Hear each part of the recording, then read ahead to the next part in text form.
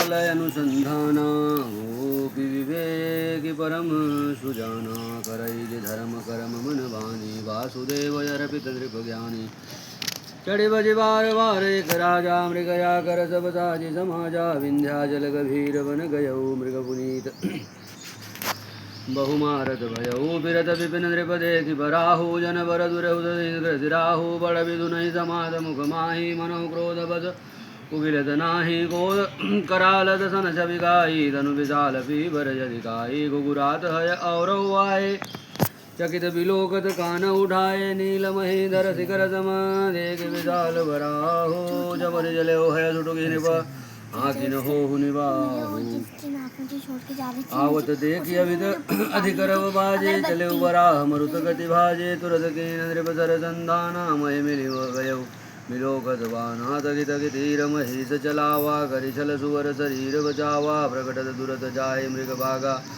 ऋषभस भूप चले संग लागा गयौ दूर घन गहन बराहु जहनाहिन गज बाज निबाहु अति अकेल बल बन विपुन कलेशु तदपिन मृग मदत जै नरेशु कोल बिलोकि भूप बड़ धीरा भागी पैठ गिरि गुहा गभीरा यगम देख नृपयति बजताहि फिरऊ महावन परऊ भुलाहि खेत खिन्न शोधित दृश राजा बाजी समेत खोजत व्याकुल सरित जल सर जल बिनु भयऊ अचेत फिरत विपिन आश्रम एक देखा तम बद नृपति कपट मुनि बेखा जासुदेश नृपलीनि छड़ाई कमर सेनि तजि गयऊ पराई समय प्रताप भानु कर जानी आपन यदि समय अनुमानी गयऊ न गृह मन बहुत गलानी मिलान राजा नृपय अभिमानी सिरौर मारि रंकज मिराजा विपिन बसहि तापस के साजा तासु समीप गवन नृपकीनाय प्रताप रवितहि तव चीना राउद्र ददनय सो बहि जाना देखि सुबेश महामुनि जाना उतरे तुरगते कीनि प्रणामा परम चतुर न कहु निज नामा भूपति स्थित बिलोकित ही सरवर कीनि देखाई मज्जन पान समेत हय कीनि नृपति हरसाई गए श्रम सकल सुखी नृप भयौ निज आश्रम तापस लय गयौ वासन दीन जसर बिजाने पुनितापस बोले मृदुवानी को तुम कसबन फिरऊँ अकेले सुंदर जुबा जीव पर हेले को तुम चक्रवर्ती के लक्षण तोरे देखत दया लागे यति मोरे नाम प्रताप भानु मनीषा तासु सचिव मैं सुनऊ मुनीषा फिर तय हेरे परऊँ भुलाई बड़े भाग देखूं पद आए हम कहाँ दुर्लभ दरस तुम्हारा जानत हूँ कजु बल हूँ निहारा कहत मुनि कह मुनि तात भयऊ दियारा जो जन सत्तरि नगर तुम्हारा निशा घोर गंभीर बन पंथन सुनहु सुजान बसहु आज जस जानि तुम जायहु होत बिहान तुलसी जस भवतव्यता तैसै मिलई सहाय आप नुयावै ताहि पही ताहि तहाँ ले जाई भले नाथ जाय सुधर से सा बाधे तुरग तरु बैठि महिषा नृप बहु भांति व्रतन से उताही चरण बंद निज बागे सराही उनि बोले मृदु गिरा सुहाए जाने पिता प्रभु कछु करें डिठाए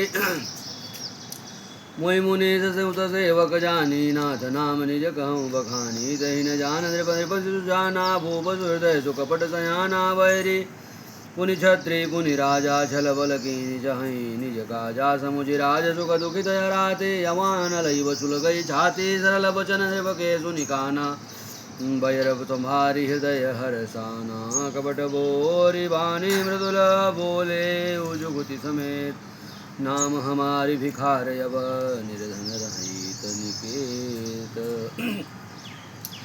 कह नृप जय विज्ञान निधाना तुम सारे के गलित अभिमाना सदा रहें अपनो दुराए सब विधि कुशल कुबेश बनाए तहीं ते कहीं संत तुझ डेरे परम यकिंचन प्रिय हरि के रे तुम समय धन भिखारी अगेहा होत बिरंचि वही संदेहा जोशी तोषि तब चरण नमामि मुँह पर कृपा करिए अब स्वामी सहज प्रीति भूपति कह देखी आप विषय विश्वास विदेखी तब प्रकार राजहि अपनाई बोले अधिक स्नेह जनाई सुनि सति भाव कहूँ मही पाला यहाँ बसत बीते बहु काला अब लगी मुहि न मिलऊँ को मैं न जनाऊँ काहू लोक मान्यतायन लसम कर तब का न दाहू तुलसी देखि सुबेश भूलहि मूढ़ न चतुर नर सुंदर के किय पेखो अनल सुधा समयसन यही ताते कुपुतर हूँ जग माहि हरित जिगमी प्रयोजन नाहि प्रभु जानत सब विनहि जनाए कहूँ कमन सिधि लोक रिजाए तुम सुचि सुमति परम प्रिय मोरे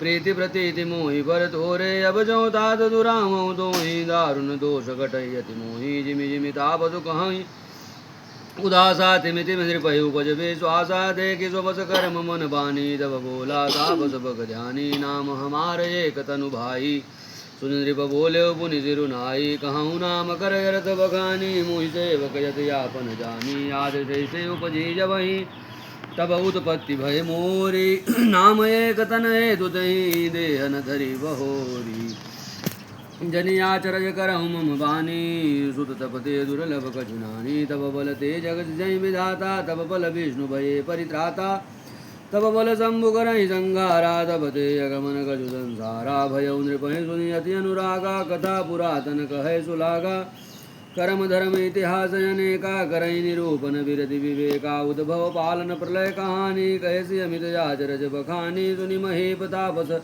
बस भयऊ आपन नाम कहन तब लयऊ कहतापस नृप जानऊ तोहि कीन कपट लाग भल मोही सुन महीष यसी नीति जहाँ तह नाम न कहीं नृप मोहि तोहि पर प्रीति सोई चतुरता विचारित सियापति रामचंद्र की जय। राजा प्रताप भानु बहुत ही प्रतापी थे, बहुत ही धर्मनिष्ठ थे। वेद पुराण ने जो काम एक बार करने के लिए कहा था, राजा ने उसको हजार हजार बार करने का संकल्प लिया और किया। एक बार की बात है, राजा प्रताप भानु वन में आखेट के लिए जाते हैं। बढ़िया सुंदर घोड़ा है, सेना के साथ राजा वन में प्रवेश कर जाते हैं और कई सुंदर सुंदर मृगों का आखेट करते हैं। सुंदर मृग, मृगछाला जो होती है वो बैठने के काम में आती है। बड़ा सुंदर आसन और बड़ा पवित्र आसन मानते हैं मृगछाला, मृगचरण। तो राजा लोग अपने मनोरंजन के लिए, तब फिल्म सिनेमा तो था नहीं, तब लूडो तो था नहीं, बैडमिंटन और टेबल टेनिस तो था नहीं, तो इसलिए राजा लोग आखेट करते। तो राजा आखेट के लिए गए वन में, बढ़िया बढ़िया सुंदर मृगों का शिकार किया और जब वहाँ से उनको वापस चलने की प्रवृत्ति हुई तो देख क्या रहे हैं कि एक बहुत विशालकाय जंगली सूअर, जिसके दोनों दांत जो निकले हैं ऐसा लग रहा था कि पूर्ण चंद्रमा के समान है, इतने बड़े बड़े दांत गोल गोल। राजा को उसे देखते ही मन में आखेट की इच्छा जागृत हो गई। बाबा कहते हैं तुलसी जस भवतव्यता तैसे मिलई सहाय। होनी जो है ना वो खींचती है, खींच लेती है। अरे भैया कबहू नहीं जात रहे यार, वही दिनवा जाए के रहा, ऐसा होता है क्योंकि होनी है। एक बड़ा सुंदर प्रसंग आता है कि एक तोता था, वन में बैठा था। यमराज जी उधर से जा रहे थे, तोता ने उनको देखा, यमराज ने देखा, यमराज उसको देख के हंस दिया। यमराज जी महाराज उस तोता को देख करके हंस दिए। तोता चिंता में पड़ गया कि हमको देख के काहे हंसे। अब बड़ी चिंता की बात उसके लिए हो गई, बड़ा परेशान हुआ, बड़ा अनुनय विनय किया। किसका? अपने राजा पक्षीराज गरुण जी महाराज का। गरुण जी महाराज भाई उनके राजा हैं, बड़ा निवेदन किया। गरुण जी महाराज बोले क्या बात है बताओ। बोले हमको यमराज जी देख के हंस दिए, और हंस दिए मतलब अब हम हंस जाएंगे। गरुण जी बोले तुम चिंता मत करो, मैं भगवान से पूछूंगा कि क्या बात है, लेकिन उसके पहले कुछ अनहोनी या होनी हो जाए मैं तुम्हें सुरक्षित कर देता हूँ। और गरुण जी महाराज ने तुरंत उस तोते को लिया और 7 समुंदर पार एक गुफा में ले जा करके सुरक्षित स्थान पर रख दिए। बोले अब तुम यहाँ एकदम सुरक्षित हो, अब चिंता मत करो, मैं जाके पूछ के आता हूँ यमराज से कि आप हंसे क्यों। वो बोला ठीक है। और गरुण जी वहाँ से उड़े, यमराज के पास पहुँचे। यमराज जी से कहे बताइए, वो भला जंगल में एक तोता था बेचारा, बैठा था, आप जा रहे थे, आप उसको देख के हंसे, क्यों हंसे?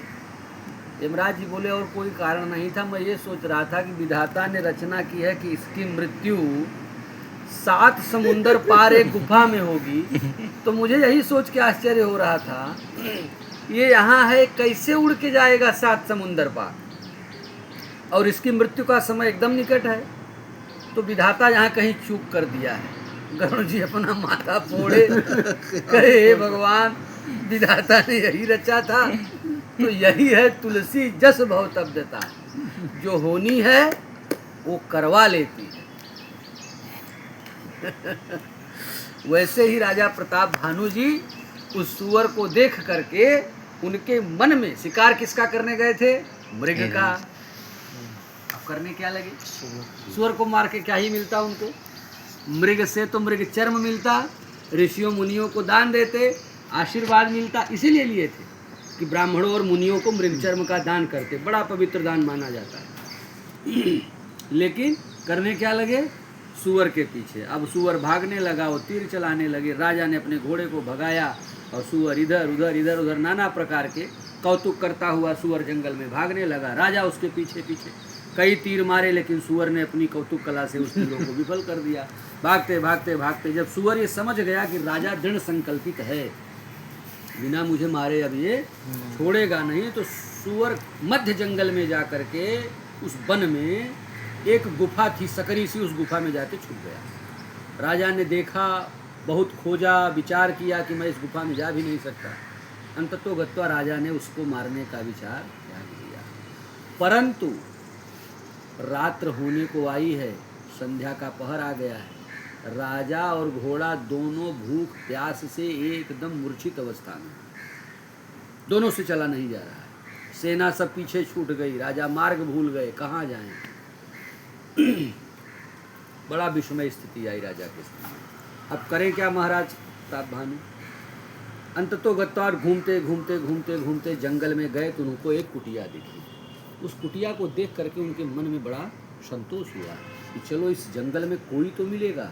उस कुटिया के पास जाते हैं तो देखते हैं एक तपस्वी वहाँ बैठे हुए हैं। घोड़े से उतर करके तपस्वी को प्रणाम करते हैं और कहते हैं कि हे मुनिवर, मैं राजा प्रताप भानु का मंत्री हूँ, जंगल में आखेट के लिए आया था, मैं रास्ता भूल गया हूँ, मुझे बहुत प्यास लगी, मेरे घोड़े के लिए और मुझे जल की बड़ी आवश्यकता है। उस मुनि ने राजा से कहा, अवश्य महाराज, आइए आइए, और ले करके उनको बगल में ही एक सरोवर था, वहाँ जाते हैं। राजा और घोड़ा दोनों बढ़िया स्नान करते हैं, जलपान करते हैं। जो स्थिति शरीर की भी कमज़ोर हो गई थी वो पुनः जागृत अवस्था आ गई, और घोड़े के साथ राजा को वो मुनिवर लेकर के अपने आश्रम में आ जाते। कहते हैं कि आप घोड़े को बांध दीजिए, रात्र का पहर हो गया है।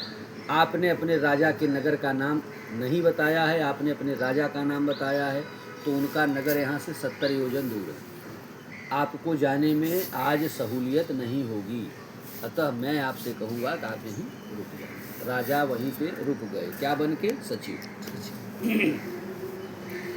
अब दोनों का वार्तालाप होने लगा। अब उस मुनि के बारे में सुनियो। मुनि कौन था? वो मुनि किसी देश का राजा था। राजा प्रताप भानु जब सप्तद्वीपों के विजय अभियान पे निकले थे तो उसके भी राज्य को विजय किए थे। यद्यपि वो मुनि जो था और राजा जो थे उन्होंने अपनी पराजय स्वीकार कर ली, लेकिन वो मुनि जो था जब राजा था तब भी उसका आचरण बहुत अच्छा नहीं था। इसलिए सेना और राज्य हारने के बाद उसने राजा से संधि नहीं की, वो अपना राज्य छोड़ करके ही भाग गया और वन में आकर के रहने लगा। उसने राजा को तुरंत पहचान लिया था कि राजा प्रताप भानु हैं, लेकिन उसने प्रकट नहीं किया। उसने अब जब बैठ करके दोनों लोग वार्तालाप करने लगे तो उसने कहा कि मुझे पता है कि आप कौन हो,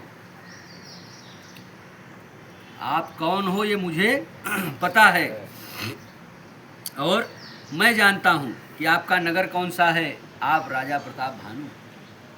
राजा को बड़ा आश्चर्य हुआ, अरे ये तो बड़े त्रिकालदर्शी हैं। राजा उसके चरणों में गिर पड़े, कहे मुनिवर आप हैं कौन, आप बताइए, मैं अभी तक नहीं समझ पाया। ये मेरा सौभाग्य है, जो दुर्भाग्य को सौभाग्य समझता है जीव। राजा का दुर्भाग्य है जो उससे मिले, और राजा को लग रहा है कि मेरा सौभाग्य है जो मैं इनसे मिला। राजा ने कहा कि मेरा सौभाग्य है जो मुझे आपका दर्शन प्राप्त हुआ, नहीं तो कहाँ संयोग बनता, इस घने जंगल में मैं क्यों आता। ये भगवान की कोई बहुत बड़ी लीला है हमारे सुख के लिए, जो आपका दर्शन मुझे प्राप्त हो रहा है। मुनि ने कहा हाँ मैं भी ऐसा ही करता हूँ, मैं दुनिया में किसी से मिला नहीं हूँ आज तक सिवाय तुम्हारे। राजा बोले अरे मैं तो बड़ा कृतार्थ हूँ, आपका नाम क्या है। कहता है मेरा नाम एक तनु है। एक तनु। राजा कहते हैं अपने नाम का मतलब बताइए। वो कहता है कि मेरे नाम का मतलब एक तनु है। एक तनु का मतलब है कि जब से सृष्टि भई है तब से मैंने एक ही तन में अपने आत्मा को रोक के रखा है, मैंने दूसरा शरीर धारण ही नहीं किया। मतलब जब से सृष्टि हुई है तब से मैं इसी शरीर में निवास कर रहा हूँ, इसीलिए मेरा नाम एक तनु है। राजा बड़े हर्षित हो जाते हैं और कहते हैं कि हे प्रभु, हे मुनिवर, निश्चित रूप से विधाता ने मेरे कल्याण के लिए ही आपके पास रोका हुआ है। वो मुनि कहता है मुझे भी ऐसा लगता है, क्योंकि जब से सृष्टि हुई है तब से आज तक मुझे दूसरा कोई व्यक्ति मिला भी नहीं। गोस्वामी तुलसीदास जी कहते हैं तुलसी देखि सुवेश भूलहि मूढ़न चतुर नर। सुंदर वेश को देख करके जो मूढ़ होते हैं वही भ्रमित होते हैं, जो चतुर नर होते हैं वो भ्रमित नहीं होते हैं। कैसे? कहते हैं सुंदर के की अपे, मयूर का इतना सुंदर शरीर होता है लेकिन वचन सुधा सम असन अही, मीठी बोली होती है लेकिन आहार क्या होता है, सर्प खाता है। इसी प्रकार से सुंदर जो वेशभूषा बना करके आडंबरी लोग होते हैं उनको देख करके सिर्फ और सिर्फ मूढ़मती ही भ्रमित होते हैं। जो चतुर होते हैं वो उनके इस आडंबर में नहीं फंसते हैं। बाबा कहते हैं कि इस प्रकार से एक तनु नाम का वो जो राजा अभी मुनि के रूप में बैठा हुआ है, वो एक तनु मुनि अब राजा प्रताप भानु को अपने उस प्रतिशोध के वशीभूत कर करके और राजा प्रताप भानु से कुछ न कुछ करने की योजना बना रहा है। क्यों? क्योंकि उसका हृदय जैसे कुम्हार का आंवा जलता है। आंवा ऊपर से एकदम शांत शीतल सौम्य दिखता है, लेकिन अंदर से आंवा का टेम्परेचर 500, 800, 1000 डिग्री होता है। उसी प्रकार से वो ऊपर से तो मुनि का वेश बना करके बैठा हुआ है, लेकिन अंदर से उसका हृदय आंवा के समान दग्ध हो रहा है कि मैं ऐसा क्या करूं कि इस प्रताप भानु से अपना प्रतिशोध लूं। और यहाँ राजा प्रताप भानु को लगता है कि इनसे मिल करके अब मेरे जीवन में कुछ और अच्छा होने वाला है। सियावर रामचंद्र की जय। हरे राम राम राम हरे हरे, हरे राम राम राम हरे हरे, हरे कृष्ण कृष्ण कृष्ण हरे हरे, हरे कृष्ण कृष्ण कृष्ण हरे हरे, हरे राम राम राम हरे हरे, हरे राम राम राम हरे हरे, हरे कृष्ण कृष्ण कृष्ण हरे हरे, हरे कृष्ण कृष्ण कृष्ण हरे हरे, हरे राम राम हरे हरे, हरे राम राम हरे हरे, हरे कृष्ण कृष्ण कृष्ण हरे हरे, हरे कृष्ण कृष्ण कृष्ण हरे हरे, हरे राम